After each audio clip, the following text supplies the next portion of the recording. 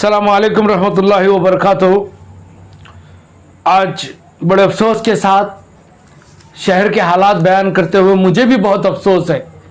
माह रमज़ान में पिछले दिनों डिस्ट्रिक्ट इंचार्ज मिनिस्टर गुलबर्गा आकर जिन हादसात से शहर को ज़ख्म दे के गए, उसके बाद कल 9 तारीख कल की शाम की बात है, 6:30 के करीब में रऊफ साहब को चरावी हॉस्पिटल से ये जब घर ला रहे थे, ये डायलिसिस करा के, क्योंकि मैं डायलिसिस करा के लफ्ज़ डायलिसिस नहीं बोल रहा हूँ, ये डायलिसिस के परफेक्ट डायलिसिस बता रहा हूँ। ये इनकी यूरिन का पाइप है।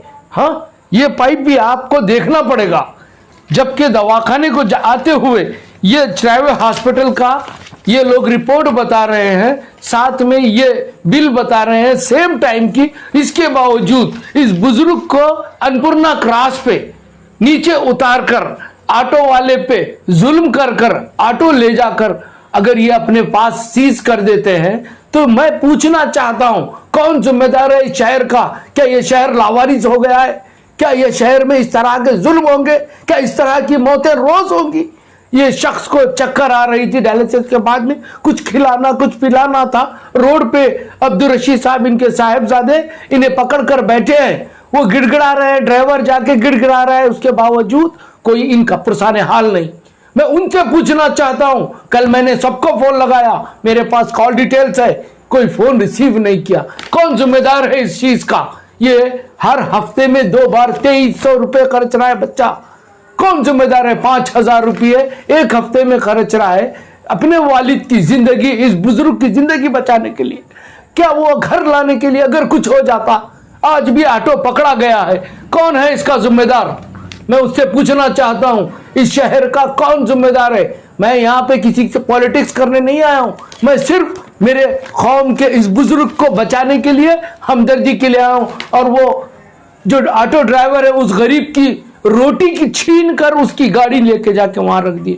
2 माह से परेशान है, ये उसके पूरे डॉक्यूमेंट्स ओके हैं, मैंने अभी चेक किया। उसके बावजूद ये जुल्म, ये बर्बरियत, जिसकी वजह से एक बुजुर्ग को कुछ भी हो जाता, तो इसके जिम्मेदार कौन है? तो शहर के वो लोग सो गए जो अपने आप को जिम्मेदार समझते हैं। अगर उन्हें जरी भी हमदर्दी है इस कौम से, इस इंसानियत से, तो मैं चाहता हूं वो आके एक बार अब्दुल रऊफ साहब से मिलकर इनका डिटेल, इनके डॉक्यूमेंट्स देखे, अब्दुल रशीद से पूछे, वो इब्राहिम ऑटो ड्राइवर से पूछें कि वो किस हाल में जी रहा है। मैं आज मजबूर होकर कल से आज तक, कल शाम में बहुत कोशिश करा, मैं सब जगह फोन करने के बाद जब इनका ऑटो नहीं छूटा, तो आज मैंने हर आदमी से डिस्कस किया इस बारे में। हाँ, लेकिन फिर भी ऑटो नहीं छूटा। वो लड़का जुर्माना भरने के लिए तैयार था, तो पुलिस वाला कहता है तुम्हारे वालिद की तबीयत खराब, टमटम में डाल के लेके जाओ। टमटम का इजाजत तुम्हारा बाप दिया? हाँ, मेरे ऑटो को नहीं छोड़ सकते तो टमटम का इजाजत तुम्हारा बाप दिया? टमटम भी लेके जाओगे किसी गरीब की? इस आदमी की जिंदगी से खेल रहे हो तुम। हाँ, इसका तो ये तो सिर्फ एक नमूना पेश कर रहा हूं। अगर ये कोरोना नहीं होता तो आज विधानसभा के सामने खड़ा होता मैं, लेकिन मैं मजबूर हूं। माह रमजान में सिर्फ इस हुकूमत का नाकारा, ये बीजेपी हुकूमत और ये बीजेपी के तमाम लोग जिस तरह के केसेस करा के डरा रहे हैं, मैं डरने वाला नहीं हूं।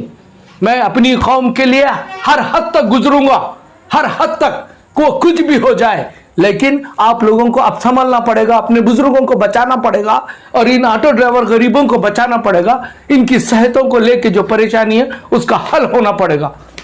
कल 9 तारीख को अन्नपूर्णा क्रॉस के पास अब्दुल रऊफ साहब को ऑटो में जब वो डायलिसिस कराकर वापस आ रहे थे अपने फर्जन के साथ, कुछ पुलिस वालों ने उनका ऑटो को रोका और ऑटो पकड़कर इस पेशेंट को नीचे उतारकर ऑटो पकड़कर लेकर गए।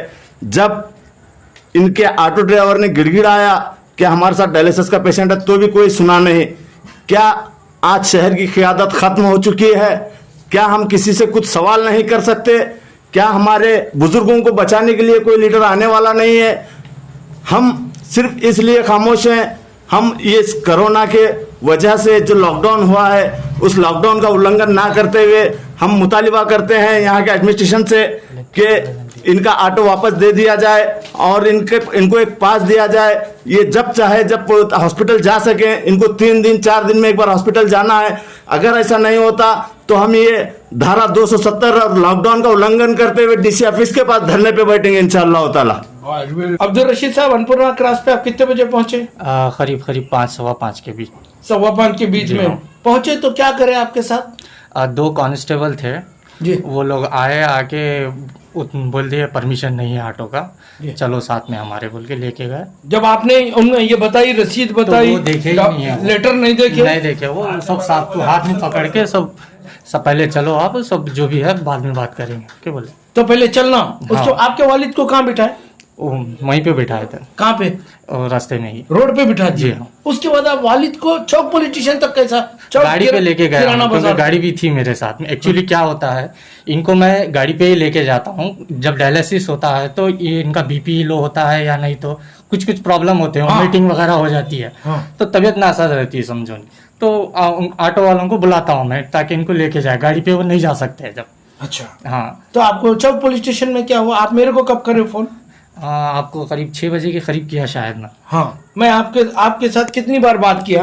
4-5 मरतबा आप बात की है। बोले भी आप पुलिस स्टेशन? हाँ, मैं बोले भी हम चौक पुलिस स्टेशन गए भी, वहाँ पे गेट बंद था। हाँ। मैंने बोला भी कहाँ साहब से मिलना है, ऐसा सब बताना पेपर। वो लोग पेपर देखने को भी रेडी नहीं थे और वो बोल रहे थे जाओ सब 12 तारीख के बाद ही आओ। आप मेरे से कंटिन्यू बात कर रहे थे, मैं आपसे बात कर रहा था। बिल्कुल। तो इसके बाद आपने अपने वालिद को कैसे घर लाए? दूसरों की कार मंगवा के मदद ले लिया। उस वक्त कार सीधा किराना बाजार से लेके आ गए। जी हाँ। जब तक लाए आपके वालिद घर को आने तक वॉमिटिंग वो क्या हुई थी? वॉमिटिंग तो नहीं हुई, बस चक्कर आ रहा था। वो वहीं पे सो गए थे थोड़ी देर के, रोड पे ही सो गए थे। तो ये सब ये लोग अगर देखना भी चाह रहे हैं तो अरविंद मेडिकल का अगर कैमरा बाहर है तो उसमें दिखाई देंगे। तो इसका मतलब अरविंद मेडिकल के कैमरे में ये बात आ गई। वहाँ पे भी हाँ लेटे हुए थे, क्योंकि वो लोग मेरे को साहब से बात नहीं करने, तो मैं आपको फोन किया। तो अब आपको कैसे महसूस हो रहा है आपके वालिद के साथ इस लॉकडाउन में? आपका ऑटो भी, वो गरीब का ऑटो चला गया है, ये जुल्म आप पे होने के बाद आप क्या सोच रहे हैं? देखिए, अब हालात तो ऐसे हैं कि कुछ बोल नहीं सकते हैं।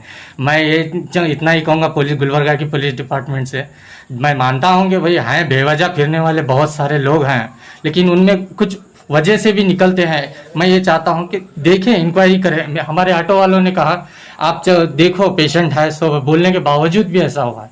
मैं बस इतना ही कहूँगा कि जो मेरे साथ हुआ है किसी और के साथ ना हो। नहीं हो आप ये ऐसे तो हम निकल गए, बुजुर्गों को आप बचाना चाहते हैं। जी हाँ, बिल्कुल। हाँ, यही कहना चाहते हैं अब्दुल रशीद साहब। अब्दुल रऊफ साहब की जिंदगी तो इन्होंने अपनी कोशिश से, अल्लाह इन पे मेहरबान था। आपका इफ्तार कहाँ हुआ? रोड पे ही हो गया हमारा और हम इनका, इब्राहिम साहब का, आपका और आपका दोनों का इफ्तार रोड पे ही हो गया, पुलिस स्टेशन के सामने। हाँ। क्या था इफ्तार में आपके साथ? पानी का बोतल था, एक पानी का बोतल। याद रखो इस शहर के जिम्मेदारों, जो लोग अपने वालिद की जिंदगी के लिए, 2 नौजवानों ने अपने इफ्तार का ख्याल नहीं करके, अपने रोजे का ख्याल नहीं करके बचाना, और ये पुलिस की बर्बरियत आपके सामने है। इस तरह कई लोगों की जान चली जा रही है। डिस्ट्रिक्ट इंचार्ज मिनिस्टर, MP और बाकी तमाम लोग अपनी शोहरत की बातें इसमें लगे हैं। अब इसका फैसला आप सबको करना पड़ेगा। यहाँ हिंदू मुसलमान नहीं, यहाँ पे इंसान। सबसे पहले मैं इंसानियत की बात करने आया हूँ। अगर इसमें कोई हिंदू भाई भी होगा, कोई सिख भाई भी होगा, कोई क्रिश्चियन भाई भी होगा, मैं उम्मीद करता हूँ कि पुलिस की बर्बरियत दूसरे पेशेंटों के साथ ना हो। मैं अल्लाह से दुआ गो हूँ कि अल्लाह सबको ऐसा अब्दुल रशीद जैसा बेटा दे। अल्लाह सबको इन बीमारियों से महफूज रखे। अल्लाह अब्दुल रशीद साहब के वालिद को सेहत अता फरमाए, उन्हें कामरानी अता फरमाए। अल्लाह उनको जब तक दुनिया में रखे, सेहतमंद रखे। सलाम अलैकुम रहमतुल्लाहि व बरकातहू।